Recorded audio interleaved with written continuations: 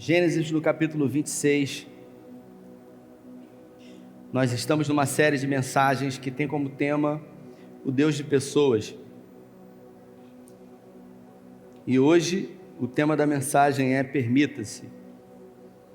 Há aproximadamente quase um mês nós estamos com essa série de mensagens falando sobre os patriarcas. Semana passada eu trouxe uma mensagem sobre Isaac, falando no âmbito familiar. E hoje também eu gostaria de encerrar esse personagem bíblico incrível falando sobre ele. Gênesis no capítulo 26, a partir do verso 1, eles vão colocar no telão lá, e diz assim: houve fome naquela terra, como tinha acontecido no tempo de Abraão.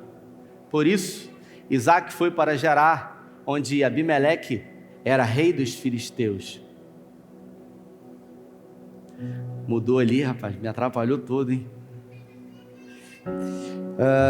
O Senhor apareceu a Isaac e disse para ele: não desça ao Egito, porque procure se estabelecer na terra em que eu te indicar. Permaneça nessa terra mais um pouco e eu estarei com você e o abençoarei. Porque a você e a seus descendentes darei toda esta terra e confirmarei o juramento que fiz a seu pai Abraão. Tornarei seus descendentes tão numerosos como as estrelas dos céus e lhes darei todas essas terras. Por meio da sua descendência, todos os povos da terra serão abençoados. Porque Abraão me obedeceu e guardou os meus preceitos, meus mandamentos, meus decretos, minhas leis. Assim Isaac ficou em Gerar. Quando os homens do lugar lhe perguntaram sobre a sua mulher, ele disse: ela é minha irmã. Teve medo de dizer que era sua mulher e pensou: os homens desse lugar podem matar-me por causa de Rebeca, por ser tão bonita. Isaac estava em Gerar já fazia muito tempo. Certo dia, Abimeleque, rei dos filisteus, estava olhando do alto de sua janela quando viu Isaac acariciando Rebeca, sua mulher. Então Abimeleque chamou Isaac e lhe disse: na verdade, ela é sua mulher. Por que você disseste que ela é tua irmã? Isaac respondeu: porque pensei que eu poderia ser morto por causa dela. Então disse a Abimeleque: tens ideia do que fizeste?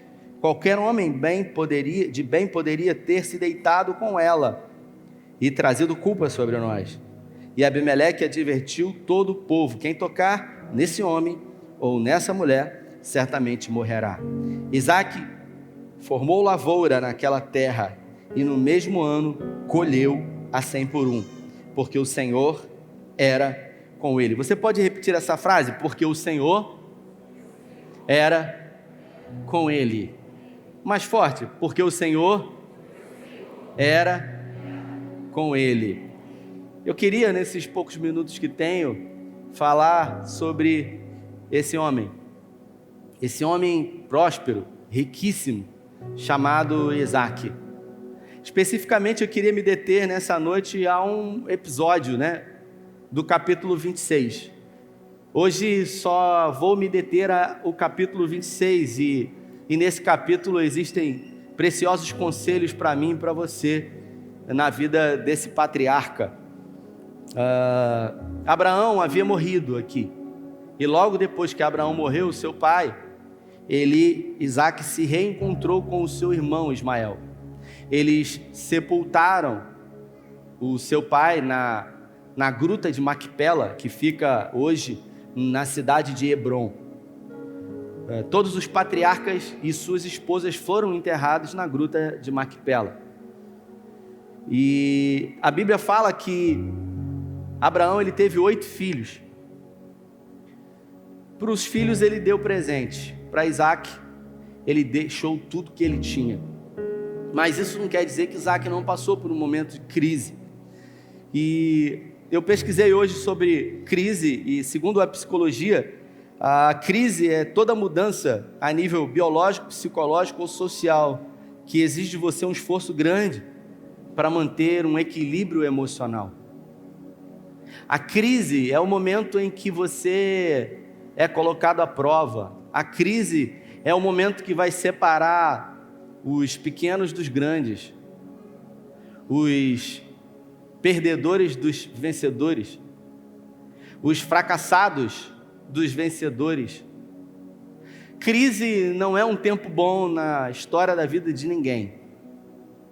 A palavra crise, ela vem do original crisálida, que, se você observar, tem a mesma base e origem da palavra casulo, que do original é exatamente crisálida. Isso quer dizer que a lagarta, depois de muito rastejar, num determinado momento da sua vida, ela vai para a ponta de uma folha, de um galho, e lá ela começa a tecer sobre ela, em volta dela, um casulo. E ali ela entra exatamente em crise.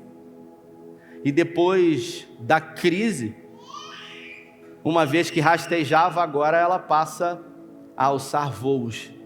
A crise tem por finalidade, para muitas pessoas, ser um momento de oportunidade, um momento de sonhar, mas a verdade é que para muitos também a crise é um tempo de enterrações. E esse ano é a prova disso, onde muitas pessoas, diante de crises terríveis financeiras, familiares, emocionais, existenciais, sucumbiram. Eu nunca atendi tantas pessoas quanto nesse tempo presente. Nunca tantas pessoas me procuraram aqui no final do culto, ligaram para a igreja, mandaram direct para as minhas mídias sociais, pedindo atendimento, com crise no casamento, com crise financeira. A crise na vida do ser humano, ela faz parte. E a pergunta que eu faço, lendo esse texto que diz que depois que Abraão morreu, Isaac herdou tudo, e logo depois que ele herdou, a terra onde ele se encontrava, ele era, um grande empresário, passou por um terrível momento de crise. E a primeira coisa que ele fez, quando a crise chegou, é procurar uma zona de conforto. E é assim na minha vida e na sua vida. Porque a crise, ela tende a nos desestabilizar. A crise, ela nos tira de movimento. Ela nos faz ficar desconfortáveis. E com ele não foi diferente, ele empreendeu fuga para o Egito. E antes que ele chegasse no Egito, Deus se apresentou para ele e disse: Isaac, não desça para o Egito, permaneça mais um pouco de tempo nessa região. Eu estarei com você, abençoarei você, em ti serão benditas todas as famílias da terra, como eu falei para o seu pai. E Deus declarou algumas promessas para ele ali, para que ele permanecesse no Egito, em Gerar. E ali ele ficou. E a pergunta que eu faço é: por que Deus permitiu que a crise chegasse nele, se ele era o filho da promessa? Por que Deus não tirou a crise? Por que Deus não permitiu que ele fosse para o Egito? Ou por que Deus não permitiu que outras pessoas passassem por crise, menos ele? Pelo contrário, ele quis fugir da crise, e Deus falou: não saia, fique aí. O desejo de Deus é que ele passasse pela crise. Por quê? Porque a crise, ela tem a finalidade de proporcionar algumas coisas nas nossas vidas. E a primeira coisa é o desconforto. Todo ser humano, ele teme. Ele tem medo do futuro. Ele tem medo de adoecer. Ele tem medo de passar necessidades financeiras. E ele teme a segurança da sua vida e da sua prole. Muitas pessoas, nesse tempo de pandemia, em gabinete, me disseram: pastor, eu não posso ficar doente, porque tem muita gente que depende de mim. Pastor, eu não posso parar de trabalhar, pois eu tenho que pagar o meu plano de saúde. Muitas pessoas, elas tiveram medo, elas sucumbiram, elas ficaram com medo do futuro, porque a crise chegou. Mas a crise, ela chega para bons e maus, justos e ímpios. O problema é que muita gente na crise se desespera, deixa de esperar. E quando deixa de esperar, deixa de ouvir o Senhor, e começa a agir por conta própria e querer fazer de tudo. É gente que fazia uma coisa e não tem mais condições de fazer, e começou a querer abrir o seu campo de visão, e começou a fazer tudo. É gente que às vezes vem aqui na igreja, me entrega um currículo e eu falo, e eu pergunto, você trabalha com o quê? Faz o quê? Pastor, eu faço de tudo um pouco, e quem faz de tudo um pouco não faz nada. Eu sou bom em muita coisa, e quem é bom em muita coisa não é bom em nada. Se você observar Isaac, quando a crise chegou e ele iria para o Egito, e Deus mandou ele ficar, ele obedeceu o Senhor, mas mais do que isso, ele ficou aguardando um milagre do Senhor, uma promessa do Senhor. Mas enquanto ele aguardava a promessa e o milagre, Isaac, ele suava a camisa. Ele trabalhava, ele transpirava. Ele pegou aquilo que era o ofício dele, aquilo que ele fazia. Era a única coisa que ele sabia fazer. E ele falou o seguinte, olha, eu sei fazer isso aqui, eu sei cuidar de animais. Eu sou um pastor, eu sou um empresário. Eu compro, eu vendo, e eu tenho uma grande quantidade de animais, e para ele fazer com que os animais crescessem, engordassem, ele precisava de água, porque sem água não há vida, e ele se encontrava numa região que uma seca terrível alcançou. Então Isaac, ele colocou um foco na vida dele, ele falou, eu vou ser especialista em cavar poços. Ele se tornou especialista em uma única coisa. Ele pegou o seu campo de visão e ele reduziu esse campo de visão somente a uma coisa. Ele pegou uma semente e ele plantou e ele falou, eu vou plantar essa semente e eu vou cuidar dela e eu vou respeitar o processo da semente até que ela dê fruto. Teve gente nesse tempo de pandemia que atirou para tudo quanto é lado. Teve gente que plantou sementes, mas logo no primeiro obstáculo, na primeira dificuldade, viu que a semente não germinava, abandonou e resolveu fazer outra coisa. Eu pergunto para você, você imagina Isaac, se no primeiro poço que ele cavasse, ele encontrasse pedra, ele desistisse. O primeiro poço que ele cavou estava entulhado, e sabe o que ele fez? Ele persistiu. Muitos poços que ele cavou não deram em nada, mas ainda assim ele se manteve firme no seu foco. Eu estou falando de um homem que decidiu ser persistente. Eu estou falando de um homem que não confundiu ser persistente de ser cabeça dura. Eu estou falando de alguém que começou alguma coisa e foi até o fim, que respeitou o processo ou os processos que existem entre plantar a semente e colher os frutos, que são muitos. Eu conheço algumas pessoas que estão totalmente sem foco e perdidas. Pessoas que resolvem vender terreno, vender o que aparecer pela frente. Se disser que fulano está trabalhando com isso, está dando dinheiro, a pessoa vai e resolve fazer isso. Não, agora o que está no momento em alta é isso. E aí as pessoas elas ficam totalmente perdidas. É gente que começa uma coisa aqui e não termina. É gente que entra na escola de música aqui e depois do primeiro mês, no segundo mês desanima e vai embora. É gente que começa a ler um livro, lê 2 capítulos e larga o livro pela metade. É gente que entra num curso de inglês porque as pessoas dizem que para ser bem sucedido tem que ter inglês fluente.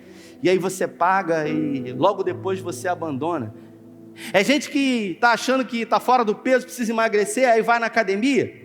E o pessoal da academia já sabe como funciona. E diz o seguinte, olha, se você pagar 6 meses antecipado, você ganha um excelente desconto. Aí bota uma isca para você, você vai lá e fala, negócio da China. Você paga 6 meses no cartão e você vai 2 vezes. Porque você começa, mas você não termina nada que começou. É gente que já está no 3º ou 4º curso na faculdade, mas não terminou nenhum, cara. Eu me lembro que uma vez eu fui num encontro que existe chamado Radical e eu fui trabalhar nesse evento. E lá havia um jovem que, lá logo no início das atividades do primeiro dia, ele decidiu ir embora. Ele se aborreceu e ele era um levita, depois eu fiquei sabendo disso, ele era ministro de música. E ele se aborreceu muito e as pessoas tentaram fazer com que ele ficasse, ele falou, eu vou embora, eu não quero, eu vou embora. eu não quero. E aí, depois de muito insistir, dizer que iria embora, algumas pessoas pediram para que eu fosse lá conversar com ele e tentar convencê-lo, como quem eu poderia. E eu falei, eu pedi ao Espírito Santo uma palavra para poder dizer para ele, mas ele estava totalmente decidido. E eu falei, meu jovem, o que houve? Ele falou, eu quero ir embora. Eu vou embora, eu quero ir embora. Eu falei, aqui você não é obrigado a nada, se você quiser ir embora, você pode ir embora. E eu conversei com ele, Maurício, e eu comecei a falar algumas coisas para ele, e eu disse para ele, olha, você pode ir embora, mas vai ser mais uma coisa na sua vida que você vai começar e você não vai terminar.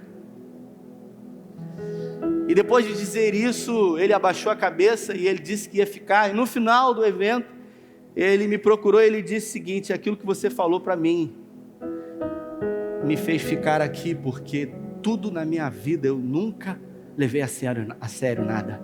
Tudo que eu começo eu não termino, eu deixo pela metade. Eu não tenho a capacidade de esperar, de ser paciente, de ser resiliente.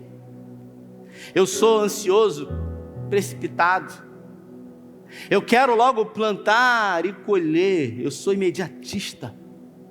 Isaac nos ensina que a persistência é uma virtude, é uma qualidade. Eu me lembro de uma mensagem que eu ouvi uma vez de um corredor, e ele disse que foi participar de uma maratona no deserto do Saara. E ele havia conversado com muitas pessoas aqui no Brasil, amigos, treinadores, pessoal da academia. E quando ele resolveu entrar nessa maratona no deserto do Saara, que eram 7 dias correndo uma quantidade de quilômetros, assim como muitas pessoas fazem aí hoje nesse tempo onde está na moda o ciclismo, né, Alice? E aí fala tantos quilômetros em tantos dias, não é isso? E aí as pessoas, elas se comprometem, elas determinam lá, e essa palestra ele disse que no primeiro dia foi muito difícil, no segundo dia pior ainda, no terceiro dia os pés dele começaram a criar bolhas, e no quarto dia ele ficou exausto, e quando chegou no final do quarto dia, ele falou, eu não vou mais, e quando ele decidiu não ir mais, ele pensou logo nas pessoas que ele havia dito, que ele havia comprometido, dizendo, olha, eu vou, e as pessoas torceram por ele, as pessoas depositaram expectativas nele, e ali naquele momento, Alice, ele começou a criar justificativas para pautar a decisão dele. Ele começou a criar uma história que justificasse para ele o fracasso, para que justificasse para ele a renúncia. Ele começou a produzir uma autossabotagem. Talvez você que está andando de bicicleta aí em algum momento, o pessoal dá aquele sprint, você fica para trás, e aí de repente está todo mundo lá na frente, não sei nem se acontece isso, e aí você fica ali, aí daqui a pouco você fala assim, puxa, nós vamos pro Morro do Atalaia, aí você olha para trás e fala assim, eu acho que eu vou voltar, cara. Vou dizer que senti uma dor, você começa a criar justificativas, e tem gente que é assim. Quem é bom em justificativas, em desculpas, não é bom em mais nada na vida. Tem a vida pautada em desculpas para si e para o outro. É gente que está sempre querendo dar desculpa para tudo que faz, ou para tudo que não consegue fazer.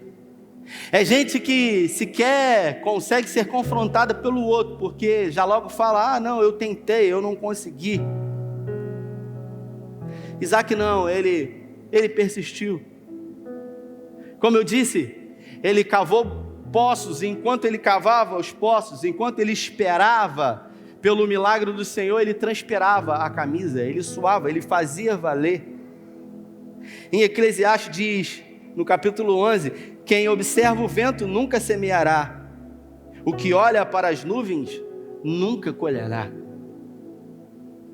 O sábio Salomão, no capítulo 11, ele diz o seguinte, é gente que fica esperando o tempo todo o momento certo, a hora certa, o momento certo que na verdade, sendo muito sincero, não existe. É gente que fica dando desculpa para começar, não, agora é a pandemia, logo agora que eu ia começar, logo agora que eu ia entrar na academia, logo agora que eu ia, porque tem gente que entra e desiste, e tem aquele que se quer dar o trabalho de entrar, ele fica apenas dando justificativas e dizendo, Então, para você que está esperando o momento certo, eu quero dizer para você que o momento certo não existe. Existe um momento na história, existe um único momento, e esse momento é o momento mais importante da história da sua vida. Não é o ontem, porque não pode ser mudado. Não é o amanhã, porque o amanhã não existe. Quando o amanhã chegar, é hoje. Então o amanhã não existe. O que nos resta é uma dádiva que Deus nos deu, e o nome é presente, para que a gente possa desfrutar e viver do melhor dessa terra nesse presente. Eu costumo chamar o presente do melhor lugar do mundo. É onde tudo acontece. O melhor lugar do mundo. Aqui. Esse momento é o momento mais importante da história da sua vida, porque é o único momento que existe. O ontem em lembrança, o amanhã ainda não aconteceu. O que nos resta é o agora. E por que não começar agora? Mas eu não tenho recursos, eu não tenho isso, eu não tenho aquilo, eu não tenho aquilo outro. Todas as vezes que você pensar sobre isso, você vai lembrar que quem é bom em dar desculpas não é bom em mais nada na vida. Isaac não era alguém que dava desculpas, ele era alguém que colocava a mão na massa, mantinha um foco firme e ia até o fim. Ele se especializou em ser o melhor cavador de poços que existe. Eu trabalhava, Maurício, na Boibom antes de ser pastor, já era pastor, mas não, era auxiliar na época, e durante 8 anos eu trabalhei na Boibom, e eu fazia uma região serrana, morando aqui em Cabo Frio. E na Boibom tem muitos vendedores que vendem muito. E tinha um colega, um amigo, que vendia mais de R$1 milhão por mês. Todo mês ele batia as metas. E ele era crente, meu amigo. E eu me lembro de um momento que eu vi os números dele muito expressivos, e o meu número não era tanto, né? E eu chamei ele para conversar um dia, eu falei assim para ele, eu queria sair com você uns dias. Aí ele, como assim? Eu falei, eu queria fazer rota com você. E ele falou, Rafael, você está de olho nos meus clientes? Eu falei, não, eu quero sair com você. Ele falou, para quê? Eu falei, eu quero ver, eu quero aprender com você. E ele falou, aprender comigo? Eu falei, cara, porque você vende muito. E eu quero aprender com você, tem algum problema? Ele falou, não, e eu deixei os meus clientes. Eu acho que 2 ou 3 dias eu deixei os meus clientes, atendi pelo telefone e eu saí com ele. Eu falei, tem alguma coisa que esse cara faz? Eu tenho que ser humilde o suficiente para reconhecer que eu posso aprender alguma coisa com ele. E ali, ao perceber ele entrando no cliente, eu percebi claramente que a forma dele vender era uma habilidade, um dom que Deus havia dado e ele havia aprimorado de uma forma espetacular, extraordinária. Esse jovem, ele é um especialista em vendas. Já tem 3 anos quase que eu saí da Boibom, ele já deve estar vendendo uns 2 milhões todos os meses. Ele se tornou um especialista exatamente naquilo que ele faz. E todas as outras distrações que queriam tirar o foco dele não faziam o menor sentido, afinal ele determinou que ele seria o melhor naquilo que ele faz. Eu pergunto para você, você já parou para pensar que você pode ser o melhor naquilo que você faz, independente do que você faça? Eu me lembro da história de um homem, um anão, que ainda tinha algumas deformidades físicas, a despeito também de ser anão. O primeiro nome dele é Charles, e ele era um exímio eletricista, um eletrotécnico, um dos mais renomados e inteligentes nessa área dos Estados Unidos. Ele havia projetado geradores para todas as fábricas da Ford na sua época. Essa semana eu estava lendo um livro que dizia a história dele, que num determinado momento, num estado americano, os geradores eles simplesmente pararam. Henry Ford começou a perder muito dinheiro e ele chamou alguns eletricistas para que pudessem trazer solução para aquele problema. Nenhum dos eletricistas, dos eletrotécnicos que foram chamados, conseguiu resolver, até que ele resolveu chamar o Charles. E ao chamar esse homem, ele entrou dentro daquelas máquinas gigantes, ficou ali algumas horas e depois de algumas horas de trabalho, mandou que todos os motores fossem ligados e a energia voltou a funcionar. Depois de alguns dias, ele mandou a conta para o Henry Ford, num bilhete, dizendo que o valor era de $10.000. Henry Ford resolveu pegar aquele mesmo pedaço de papel e escrever embaixo: Charles, você não acha muito dinheiro, mesmo sendo ele rico? Você não acha muito dinheiro você cobrar por apenas algumas horas de trabalho executado? Charles, ao receber esse recado do Henry Ford, pega e escreve no verso, discriminando o valor do serviço: peça mexida para funcionamento, $100. Habilidade e informação para saber qual peça deveria ser mexida, $9.900. Total, $10.000. Isso mostra para nós que o tempo de crise e de adversidade nos ensina, nos forma, nos informa e nos torna conhecedores de um dom, de um talento, de uma informação que pode e deve ser usufruída dela. Talvez você, nesse tempo, a sua área de atuação já não seja mais uma área rentável, mas você pode hoje entender que, se você decidir, você pode se tornar um exímio especialista naquilo que você faz. E o medo ele sempre vai estar na história de homens e mulheres.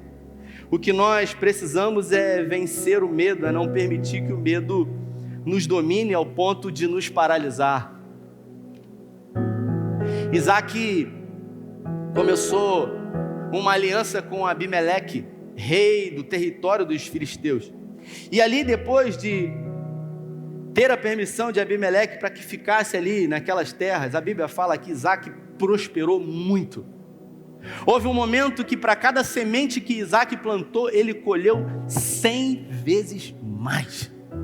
Ele colheu a 100 por 1 no deserto. E o segredo disso era porque o Senhor era com ele. Isso mostra para nós que, se o Senhor for com você e se você se mantiver firme no propósito, focado, nada pode te deter. Deserto nenhum, dificuldade nenhuma, crise nenhuma pode deter você.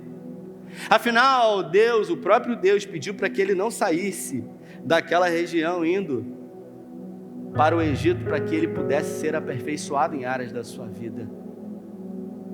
Depois de muito prosperar e enriquecer naquela região, a Bíblia fala que Abimeleque vai ao encontro de Isaac e diz para ele: Isaac, você prosperou muito, você enriqueceu muito, não tem condições de você ficar mais aqui, porque os filisteus, eles estão com inveja de você. E escute o que eu vou dizer, diferente do que muita gente pensa: inveja não é querer que o outro, não é querer o que o outro tem, né, Dani canta muito bem, né, Dani? Fica aqui na frente, Dani. Dani tem uma voz linda e eu poderia dizer que eu tenho inveja de Dani. E aí, quando você é crente, você fala assim: eu tenho uma inveja branca, né? Não sei nem se existe isso. Eu tenho inveja branca, eu queria tanto cantar como você. Inveja não é isso, queridos. A Bíblia fala que os filisteus, eles invejaram Isaac. Inveja não é querer ter o que o outro tem. Inveja é não querer que o outro tenha o que ele tem. Eu não quero que você cante, porque quando você canta me incomoda. Eu não quero que você tenha o que você tem. E os filisteus, eles tiveram inveja de Isaac, e por isso eles entulharam todos os poços que Isaac havia cavado. É você querer o mal do outro. E quando Isaac sofreu esses ataques, tendo os seus poços entulhados, você acha que ele foi lá para o Facebook e escreveu recados para poder, em quem a carapuça servir, pegar e arrumar confusão até com um terceiro que não tem nada a ver, que está ali na rede social querendo arrumar? Porque Facebook é lugar de barraco, Facebook é púlpito de muita gente que quer pregar e é frustrado. Nesse momento você fala assim: fala Deus.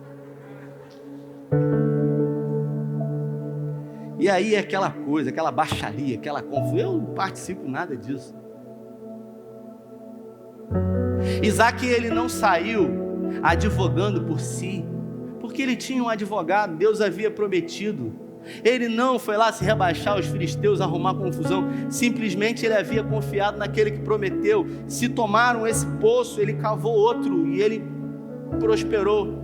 E Deus abençoava, e para cada poço que ele cavava e tirava água, ele oferecia um sacrifício ao Senhor. Ele oferecia sacrifício ao Senhor e Deus enviava fogo no sacrifício. Tem muita gente que quer receber fogo da parte do Senhor, mas não apresenta sacrifício ao Senhor. É gente que quer receber tudo de mão beijada. Escute o que eu vou dizer para você. A salvação, ela vem pela graça.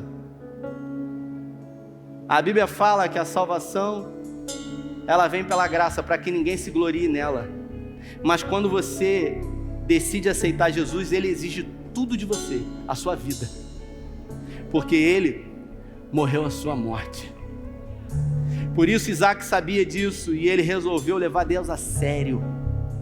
Levar Deus a sério.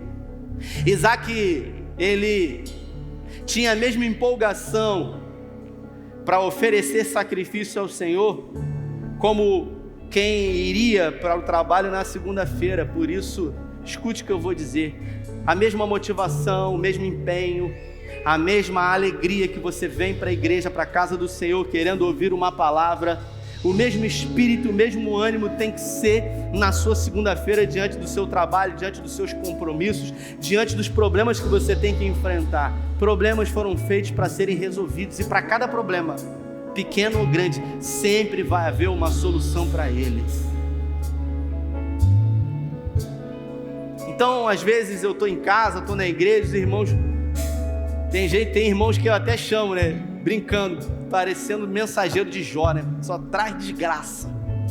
E a minha reação é a mesma. Pode dizer que o mundo está acabando, a gente vai resolver isso aí. Não, mas o que não pode resolver, eu não posso morrer por isso, porque é Deus que cuida de todas as coisas. Agora, o problema foi feito para ser confrontado, enfrentado, resolvido, e não para fugir do problema. Problema é igual a câncer. Se você não entrar com quimioterapia, sabe o que acontece? Ele cresce e mata você.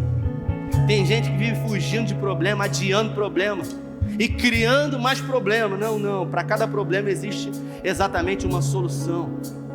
E a Bíblia fala que Isaac, ele prosperou demais, e ele teve que sair daquela terra, e ele enriqueceu muito depois que saiu daquela terra. E Abimeleque saiu ao encontro dele com os filisteus, propondo para Isaac, depois de ter expulsado ele de Gerar, um acordo, porque ele viu que toda a riqueza de Isaac tinha um motivo: Deus na vida dele. Isaac poderia ter se ressentido, ficado magoado, chateado. Não, vocês me botaram para fora agora. Quem me viu passar na prova e não me ajudou, quando me vê na bênção vai se arrepender. Não. Isaac não era macumbeiro. Isaac não fazia mandinga, nem queria mal dos outros. Isaac simplesmente não pagou mal com o mal, porque ele sabia quem havia dado para ele, e por isso ele cuidou das suas emoções ao ponto de não ressentir. É gente que fica sentindo, ressentindo. É gente que a agenda do ódio tomou, foi roubado. Não consegue comer, não consegue dormir, não consegue viver, não consegue sonhar, só consegue ter ódio. Ah, mas há 20 anos atrás, é gente que parou no tempo. Escute o que eu vou falar, aprenda isso. Não existe prosperidade verdadeira que não passe em algum momento da vida por um perdão genuíno. Perdoar não é uma opção, é uma necessidade. Isaac entendia isso, e por isso ele resolveu abrir mão e perdoar os filisteus, porque maior era aquele que estava com ele do que qualquer coisa que alguém pudesse fazer por ele. Isaac resolveu levar Deus a sério. Isaac entendia que os desconfortos da vida, eles vão produzir em nós crescimento. Assim como Paulo diz que a tribulação ela produz paciência, perseverança e esperança. Tem gente que não quer viver luta. Tem gente que quer viver tranquilidade. Tem gente que não quer mais viver crise na vida. Você quer ver um lugar que não tem crise? Quer ver um lugar que não tem crise? Cemitério Santa Isabel, Bar da Ponte ali não tem crise. Tem crise lá? Você quer? Você quer não ter mais crise na sua vida e ir para lá? Porque aqueles lá estão... Morto não reclama, morto não se ofende. Você já foi num velório? Já foi num velório? Foi num velório? Foi? Chega diante do corpo de alguém e xinga, para você ver o que ele fala. Ofende, xinga a mãe dele, xinga ele. Sabe o que vai acontecer? Nada, morto não se ofende. E aqueles que morreram para o mundo e nasceram para Cristo, eles não se ofendem com nada. Nada me ofende. Só se ofende a pessoa que tem problema, baixa autoestima, complexo de inferioridade. Gordo, me chamou de gordo, pastor. Mas é o quê? É magro, filho? Me chamou de careca, não vou mais na célula na igreja. Mas é o quê, filho? Não pode chamar. Na minha época, na sua época, eu acho que não tinha isso, né, Maurício? O orelhudo era o quê quando a gente era garoto? Eu tenho 41 anos. Era o quê, pastor Juan? Eu chamava de Dumbo, né? Orelhudo. Dumbo, orelhudo. O narigudo era Tucano, Pinóquio. O magrelo era Vareta. Não era, Jorge? Vareta! O gordo era Nhonho. E não tinha negócio. Não quer. Tem isso. É gente que se ofende com tudo e deixa de viver a vida. É roubado da sua agenda. Para com isso. Você morreu para o mundo, então não se ofenda. Não se ofenda, porque ninguém pode roubar a sua identidade, só você. É gente que está pegando adesivo e está colando em si. Me chamou disso, me chamou daquilo. Você acha que todo mundo me ama? Você acha que todo mundo te ama? Você acha que todo mundo me ama? Eu não me iludo não, gente. Você que está aqui bonita, se arrumou, você acha que todo mundo ama você? Tem gente que tem inveja de você, inveja do seu cabelo, acha que é liso, não sabe que você faz prancha, progressivo.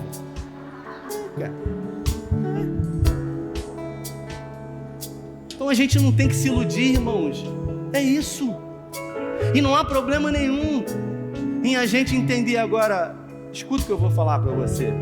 A vida é sua. E quem tem que cuidar da sua vida é você. Você nessa noite pode se tornar um especialista naquilo que você faz. Especialista. Eu era um vendedor, e eu era um bom vendedor, eu tinha um excelente salário, mas tinha um cara que era um fenômeno, e eu falei, caramba, eu preciso ser como ele.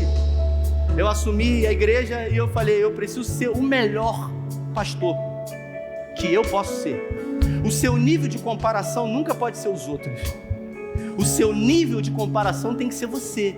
Eu preciso ser melhor do que eu fui ontem e ser melhor do que eu serei amanhã. Todas as vezes que você quer pegar uma régua e se comparar a alguém diferente de você, você vai se frustrar, porque cada um tem uma história. Então, se tiver que se comparar com alguém, compare-se com você mesmo. Se coloque de pé.